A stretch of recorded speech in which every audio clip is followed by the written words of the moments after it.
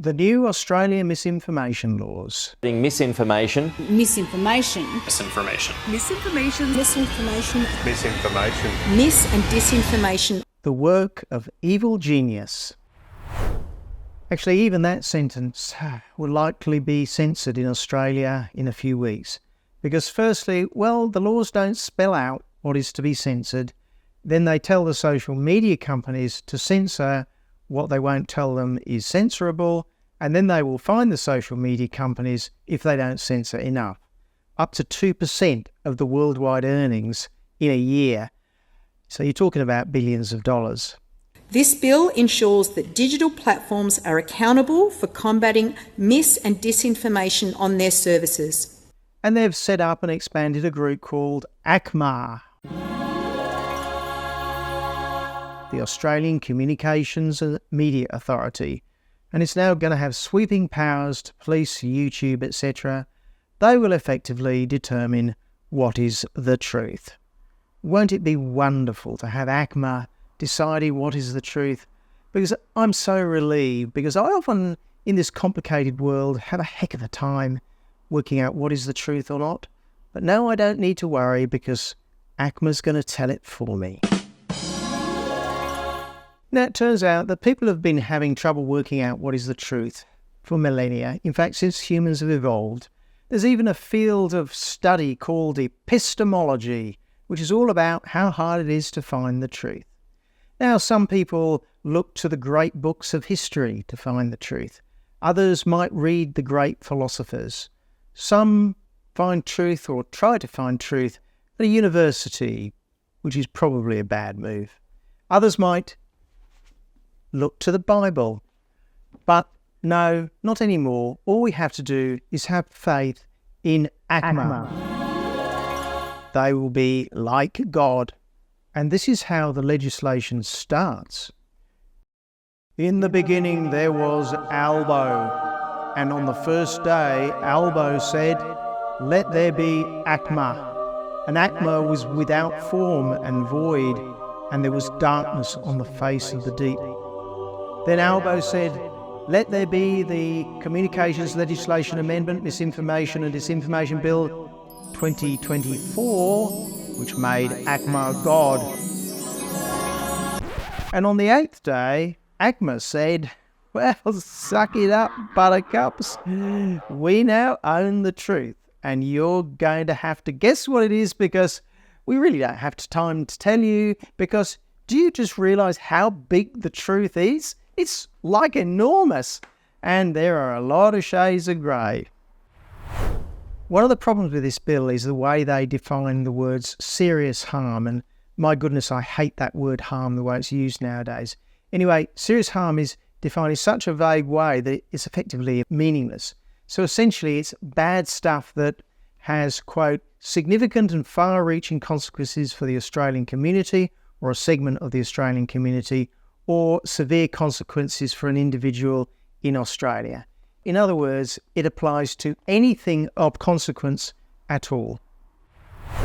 So what would YouTube do if some guy comes along with a video saying that there's record amounts of coral on the Great Barrier Reef, and this means that the science authorities got it wrong about bleaching, and that maybe climate change isn't a total catastrophe? YouTube will actually have no choice but to play it very safe for them.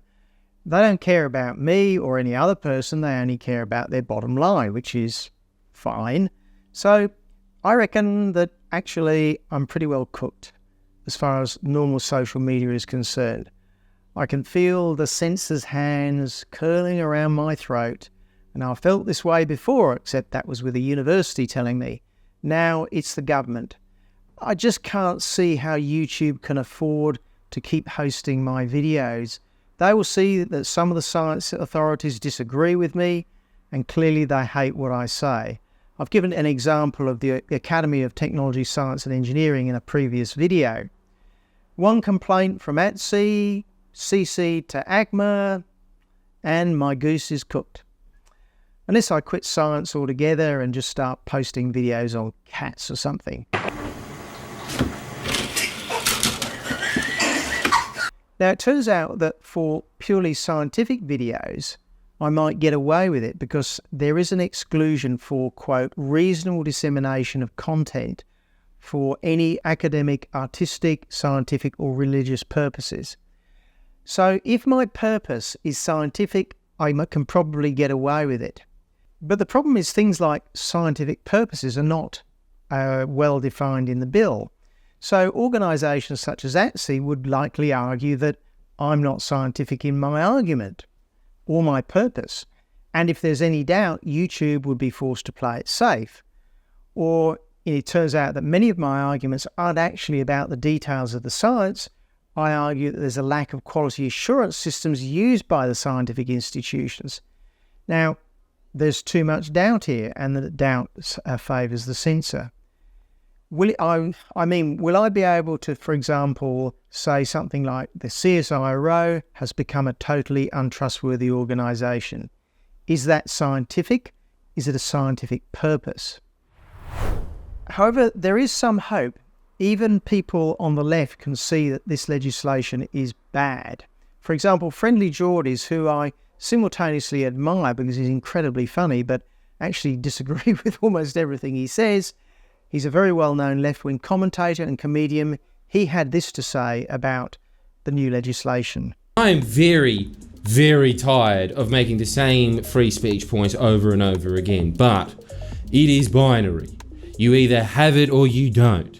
Because any limits on speech can be manipulated by speech by using speech to say said speech was disallowed speech. And if that sentence didn't make sense to you, it will in a fucking court. It's Jordies' law.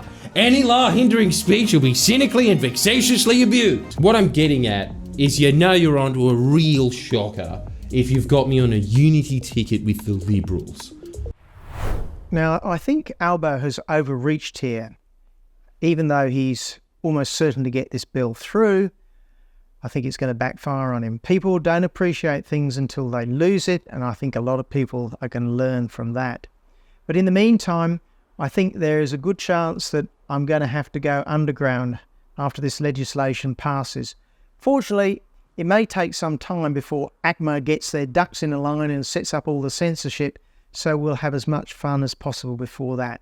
And I might have to start talking in code. So if, for example, I start talking about the flowers in my garden, that might mean the Great Barrier Reef. We'll work on those so we can talk in code. Look, it's always been true that bad stuff happens when bad information, you can call it misinformation nowadays, gets out. But the solution to bad information is good information, and you've got to let the clash of ideas decide the matter.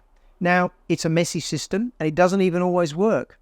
But it's a much more reliable way of progressing than to have a government authority trying to play God and tell us what is the truth. That is literally as bad as you can get.